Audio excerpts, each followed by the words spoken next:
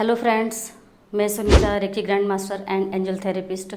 आज मैं आप लोगों को बताने वाली हूँ कि पैरों में जो सूजन आ जाती है, स्वेलिंग आ जाती है और हाथ पैरों में आ जाती है। बहुत लोग जब जर्नी करते हैं तो पैर जब नीचे लटका करके हम बैठते हैं तो उस समय भी काफ़ी स्वेलिंग आ जाती है। इन अवस्थाओं में हमें क्या करना चाहिए? कई बार क्या होता है कि नॉर्मली भी अगर हम वॉकिंग करते रहते हैं तो कई बार स्वेलिंग आ जाती है। कभी कभी पैरों से स्टार्ट होते होते पूरे बॉडी में फैल जाती है। तो इसके लिए हमें कैसे हीलिंग करें? सबसे पहले तो उस पर्सन का जिसको ये बीमारी है कि जगह जगह कहीं ना कहीं उसको स्वेलिंग आ जाती है। बहुत सारे ऐसे कारण होते हैं कि किन कारणों से ये स्वेलिंग आती है, एग्जैक्ट एक ही पर हम अभी वीडियो बनाते समय क्लियर नहीं कर सकते हैं, क्योंकि हर किसी की प्रॉब्लम अलग है, सिचुएशन अलग है, तो वो जांच के थ्रू पता चलता है। लेकिन अगर स्वेलिंग हो रही है तो हम रेकी से कैसे उसको हील करें? उसके लिए आपको क्या करना होगा कि सबसे पहले समझना होगा कि जो ये पेट का एरिया है, कई बार लीवर में पानी भर जाता है।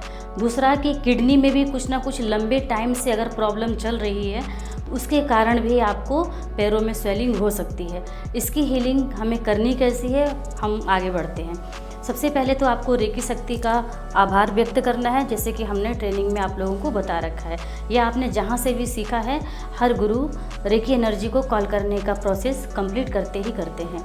तो आपको रेकी कॉल करना है और कॉल करने के बाद में आपको सबसे पहले तो अपना 7 चक्रा की हीलिंग करिए। ठीक है, 7 चक्रा की हीलिंग कर लीजिए। और एक ही बार में अगर आपको टाइम नहीं मिलता है तो आप इस पार्ट को 2 तरीके से हीलिंग करें।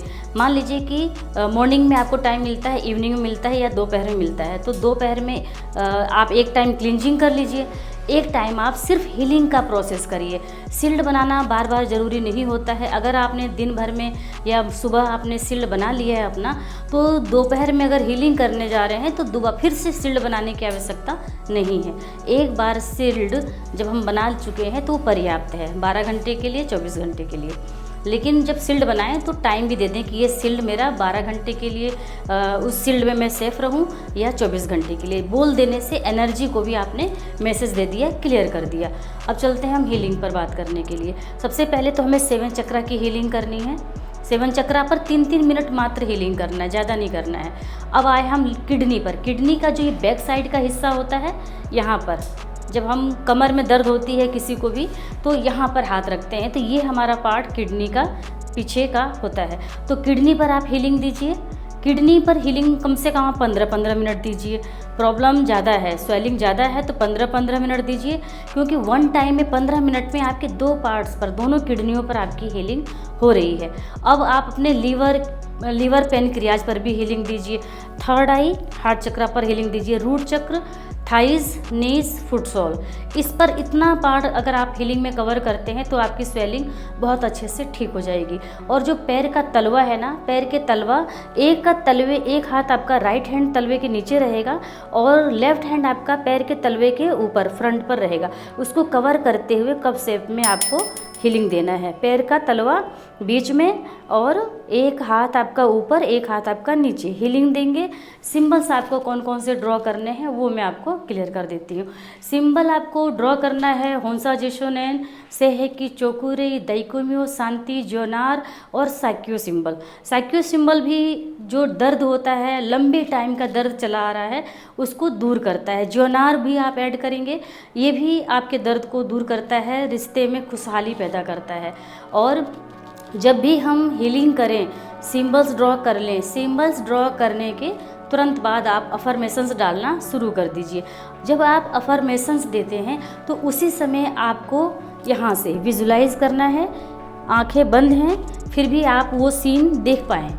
क्रिएट करिए कि जब स्वेलिंग नहीं थी तब आपका पैर कैसा था, एकदम फिट था ना, तो वही फीलिंग आपको अभी भी रखनी है कि मेरा पैर पहले की तरह हो चुका है, मेरी दोनों किडनियाँ स्वस्थ हैं, हेल्दी हैं, मेरा लीवर, पेनक्रियाज, हार्ट चक्रा, थर्ड आई, थाइस, नीज, फुट सोल सब रिलैक्स हैं।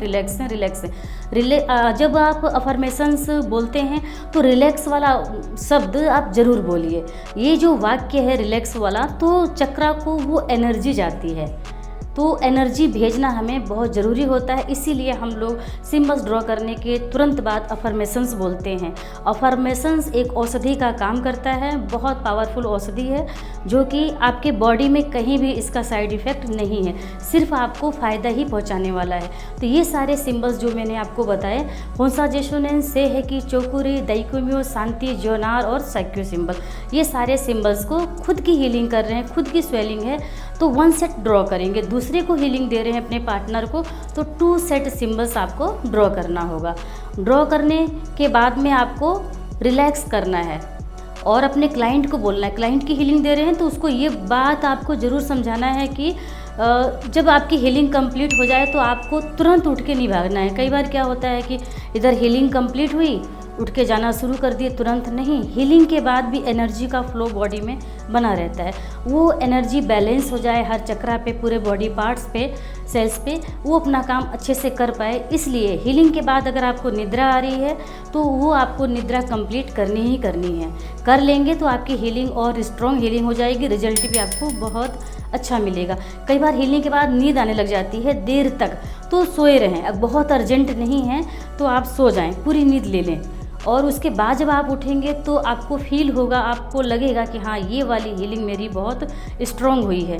और जब भी आप अपने पार्टनर को हीलिंग दें तो उसे लिटाए ज़रूर। अगर उसका कुछ ऐसा इमरजेंसी कैसे कि वो लेट नहीं सकता उस टाइम पर, उसका टाइम शेड्यूल नहीं है, तब तो कोई बात नहीं, उसको फ्री छोड़ दीजिए, लेकिन उसका शील्ड आप ज़रूर बना देंगे।